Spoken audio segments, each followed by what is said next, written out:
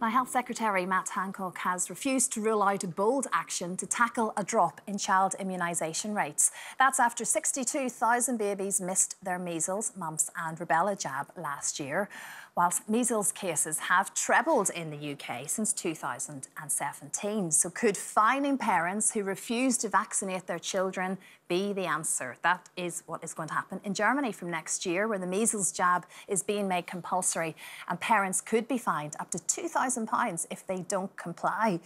I mean, they must think it's going to work, Stacey. What do you think? Now, with just such a little one as well, that's all about to happen for you again, isn't it? I'm just about to go through that stage, just haven't turned one. I think it's a really personal decision, and I personally, you know, my children have been vaccinated and I'll get Rex vaccinated. But I do have my concerns sometimes, and it is something that I think every parent should be able to decide.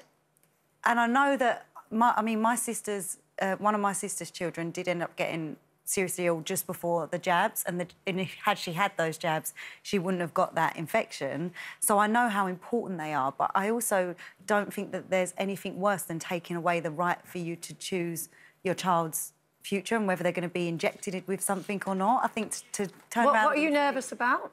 I get nervous about, you know, how long have these jabs been around? Could there be any adverse side effects?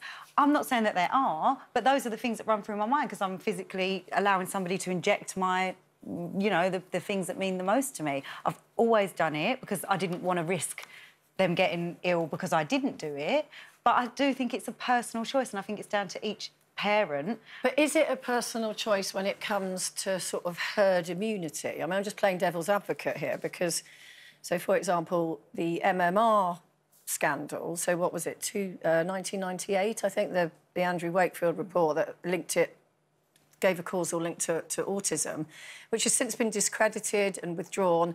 Since then, 21 studies have been released showing that there's no link whatsoever. I do still think there's a hangover from that, though, isn't there?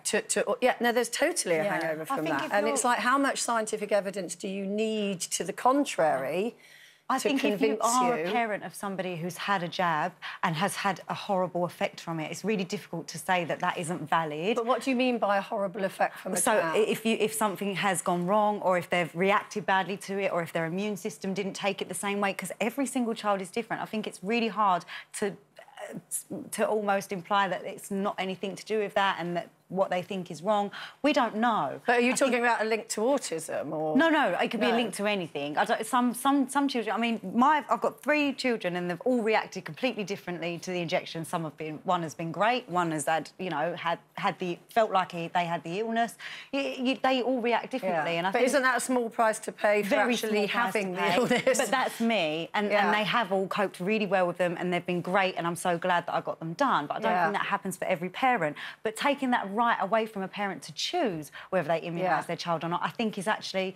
I think it's your human right to be able to say yes or no. And what about the human right of, again, playing devil's advocate, what about the human right of other people? So, for example, if I think you need...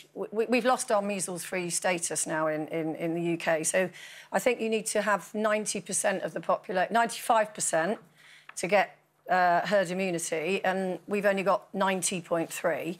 Now, what happens there is that, so say, for example, your little girl, who hasn't yet reached the age that she would have the vaccine, is vulnerable. Because if she comes into contact with an older child that's not had any vaccines, she could get it.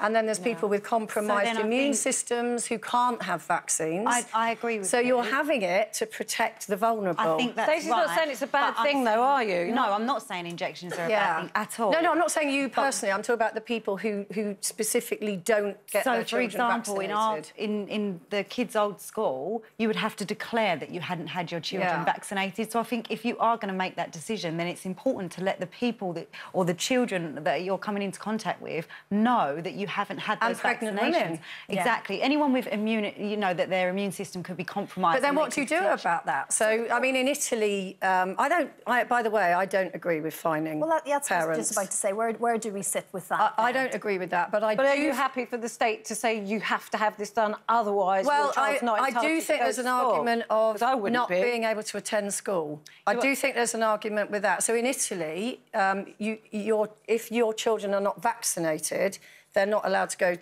But what about the rest of life? They could still walk to the shops. They could still go, anywhere with a big group but then of people. the other step you've got to make then, as you've just said, is that you've got to make it compulsory for parents to... But that can't be right, though. It can't be right to have the state legislate about what you do with your own children, whether it's injections or how you feed them or anything. But they legislate in all sorts of things. Be. They've got to be educated. That's another bit of legislation. So, See, that would be more it's for the benefit of the child, not for the benefit of the parent. To educate parents about vaccines and why they're so important and what happens. That would be more beneficial, and you would encourage more people to go in and get their vaccinations and get their children immunised if you had a better education and understanding of what it meant, rather than going, you know what, if you don't go, I'll fine you. I feel like... No, I don't agree with fining at all. I don't.